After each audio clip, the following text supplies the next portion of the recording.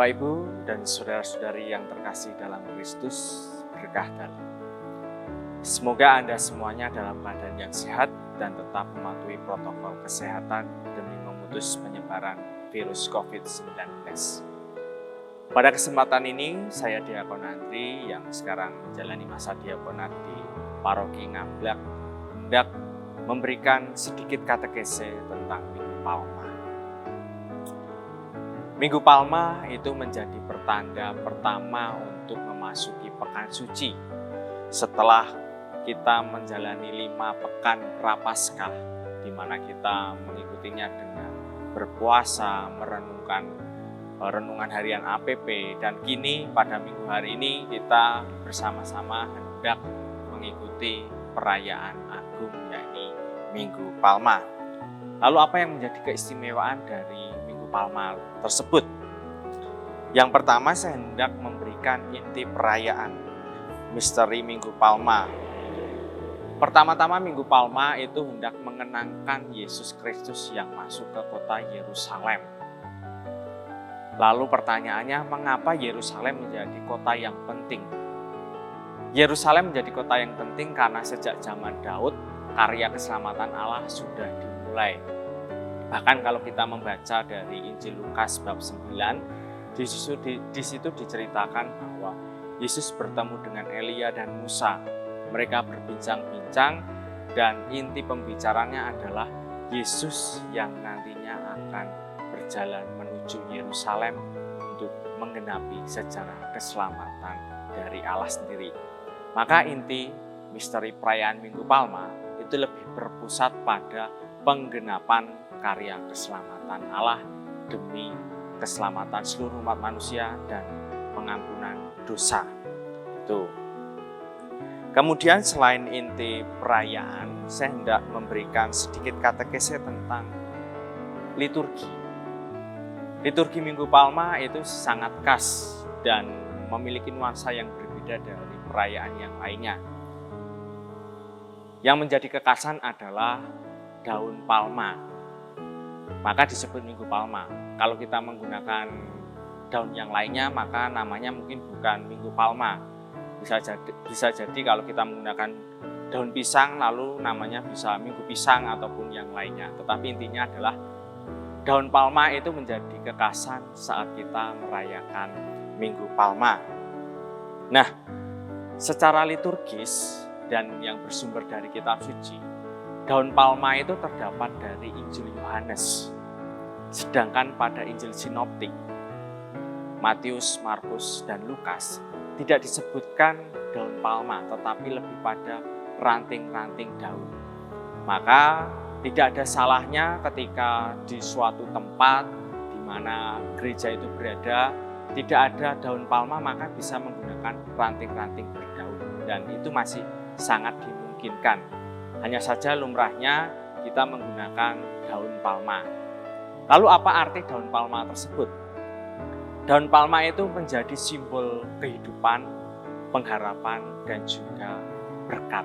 Maka penggunaan daun palma itu memberikan makna liturgis yang tersendiri. Setelah kita melihat makna daun palma, kita masuk ke dalam inti perayaan Ekaristi tersebut. Ketika kita perarakan, kalau tidak ada pandemi, kita melakukan perarakan. Semua umat menggunakan daun palmanya mengeluh-ngeluhkan Yesus yang masuk, yang diwakilkan oleh pribadi seorang imam, romo, ataupun juga pastor. Lalu dalam perarakan tersebut biasanya banyak paroki itu memiliki kreativitas. Misalnya demi mendukung suasana liturgis yang disesuaikan dengan umat masing-masing, lalu romonya diminta untuk naik kuda, atau juga lebih ekstrimnya ada yang naik traktor, kemudian ada yang naik Vespa dan lain sebagainya untuk mewakili daerahnya masing-masing. Tetapi saya berbicara dalam hal liturgi. Dalam hal liturgi yang berdasarkan pada kitab suci sendiri, Yesus justru menggunakan keledai. Keledai itu menyimbolkan kerendahan hati, kelemah lembutan.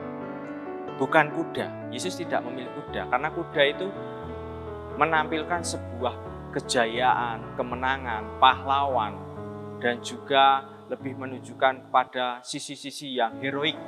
Tetapi Yesus justru sebaliknya, menggunakan keledai untuk menunjukkan kelemah lembutan, kerendahan hati, dan juga raja yang berbelas kasih.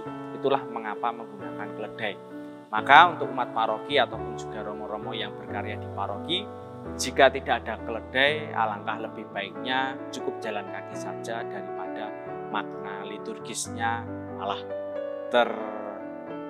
tercerai-berai atau malah kurang begitu pas dengan makna liturgis yang sejati. Itu.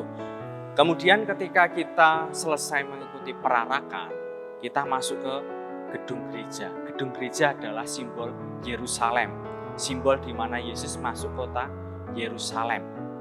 Di dalam gereja tentu saja lebih baiknya kur, umat, dan juga semua petugas liturgi itu sudah mendisposisikan batin, mempersiapkan diri menyambut kisah sengsara Yesus Kristus.